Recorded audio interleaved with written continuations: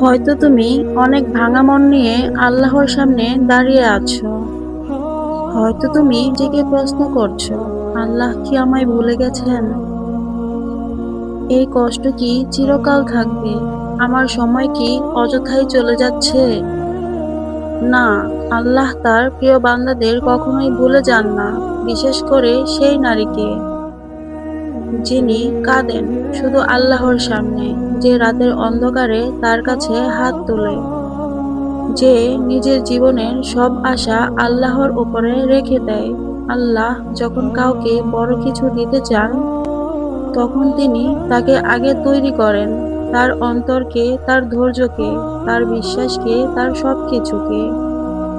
আজকে এই ভিডিওতে আমরা জানব, যখন আল্লাহ কোনো নারীকে বড় কিছু দেওয়ার প্রস্তুতি নেন, তখন তিনি 4টি বিশেষ লক্ষণ দেখান। এই লক্ষণগুলো অনেকেই দেখতে পান, কিন্তু বোঝে না এর মানে।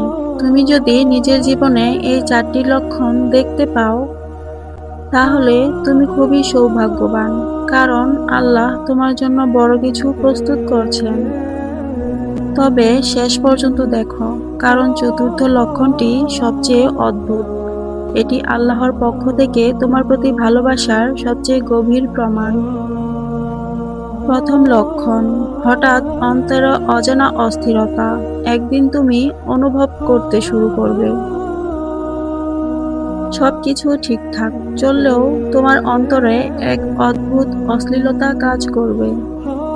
তুমি আগে যে কাজগুলোতে তৃপ্তি পেতে, এখন আর তৃপ্তি পাও না। তুমি আগে যে কাজগুলোতে শান্তি পেতে, এখন সেই শান্তি পাও না। তুমি যে সম্পর্কগুলোকে আগলে রেখেছিলে, তা এখন যেন ধোঁয়ার মতো ভেঙে যাচ্ছে। এই অস্থিরতা মানেই কি তুমি ভুল পথে আছো? না, এটা আল্লাহর পক্ষ থেকে একটা সাইন। তুমি এর প্রতি আকর্ষণ হারাচ্ছ, কারণ আল্লাহ তোমার অন্তরকে প্রশিক্ষণ দিচ্ছেন তার দেওয়া বড় নিয়ামতের জন্য। তিনি তোমাকে ভিতর থেকে গড়ে তুলছেন। কোরআনে আল্লাহ বলেন, তোমরা এমন অনেক কিছুকে অপছন্দ করো যা তোমাদের জন্য কল্যাণকর, আর তোমরা এমন অনেক কিছুকে ভালোবাসো অথচ যা তোমাদের জন্য ক্ষতিকর। আল্লাহ জানেন, তোমরা জানো না। এই অস্থিরতা হলো সেই সময়ের সূচনা, যখন আল্লাহ তোমাকে, হোক চাকরি, বিয়ে, ইবাদত বা জীবনের নতুন স্তরের জন্য প্রস্তুত করছেন। দুঃখের মাঝে তাওয়াক্কুল বাড়তে থাকে। তুমি নিজেই অবাক হয়ে যাও। আগে যে পরিস্থিতিতে তুমি ভেঙে পড়তে, সেখানে তুমি শান্ত।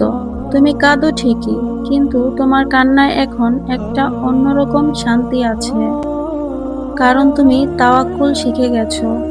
তুমি ফলাফল নিয়ে চিন্তা করছো না, তুমি শুধু আল্লাহর কাছে নিজেকে সঁপে দিয়েছো। রাসূল সাল্লাল্লাহু আলাইহি ওয়াসাল্লাম বলেছেন, যদি তোমরা আল্লাহর উপর তাওয়াক্কুল করো, তবে তিনি রিজিক দিবেন, ঠিক যেমন তিনি পাখিদেরকে দেন। সকালবেলা খালি পেটে বের হয়, সন্ধ্যায় ফিরে আসে পূর্ণ পেটে। তুমি বুঝে গেছো, তুমি চাও কিছু, কিন্তু আল্লাহ জানেন কখন দেবেন। এই বিশ্বাস, এই তাওয়াক্কুল, এটাই আল্লাহর পক্ষ থেকে বড় কিছু আসার আগে দ্বিতীয় লক্ষণ। নাম্বার 3, একাকিত্বে আল্লাহর নৈকট্য অনুভব করা। তুমি ধীরে ধীরে দেখবে মানুষ দূরে সরে যাচ্ছে।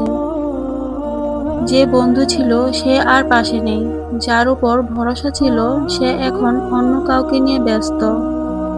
তুমি একা হচ্ছ, কিন্তু তুমি এই একাকিত্বে ভেঙে পড়ছো না, বরং তুমি এই নিঃসঙ্গতার মাঝে কোরআন পড়ো, নামাজে লম্বা সিজদা দাও, রাতে চোখের পানি ফেলো শুধু আল্লাহর জন্য। এই একাকিত্ব নিঃসঙ্গতা নয়, এটা আল্লাহর উপস্থিতি। কোরআনে আল্লাহ বলেন, আমি তোমার খুব কাছেই আছি। যখন কেউ আমাকে ডাকে, আমি তার ডাকে সাড়া দিই। এই একাকিত্ব আল্লাহ তোমার ভেতরটা নির্মল করে তোলেন। তুমি তার প্রিয় বান্দা হয়ে উঠো, তার দেওয়া বড় নিয়ামতের যোগ্য হয়ে উঠো।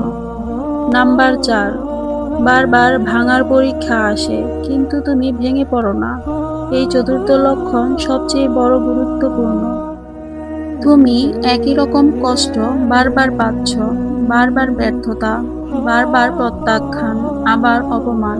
কিন্তু এবার তুমি আর আগের মতো ভেঙে পড়ো না। তুমি এবার বলো, আল্লাহ যা করছেন তাতেই কিছু ভালো আছে। তুমি এখন আর মানুষকে দোষ দাও না, তুমি কেবল নিজেকে সংশোধন করো। এটাই আল্লাহর পক্ষ থেকে সবচেয়ে বড় প্রশিক্ষণ। আল্লাহ যখন কাউকে বড় দায়িত্ব দেন, তখন তিনি তাকে ছোট ছোট ব্যথা দিয়ে তৈরি করেন। রাসূল সাল্লাল্লাহু আলাইহি ওয়াসাল্লাম বলেছেন, যাকে আল্লাহ ভালোবাসেন তাকে তিনি পরীক্ষা করেন। তুমি এখন পরীক্ষায় পাশ করে যাচ্ছ, আর এটাই সেই লক্ষণ তুমি আল্লাহর পক্ষ থেকে বড় কিছু পেতে চলেছ। প্রিয় বোন, তুমি যদি নিজের জীবনে এই 4টি লক্ষণ দেখো, তাহলে বুঝে নাও আল্লাহ তোমাকে বিশেষভাবে তৈরি করছেন।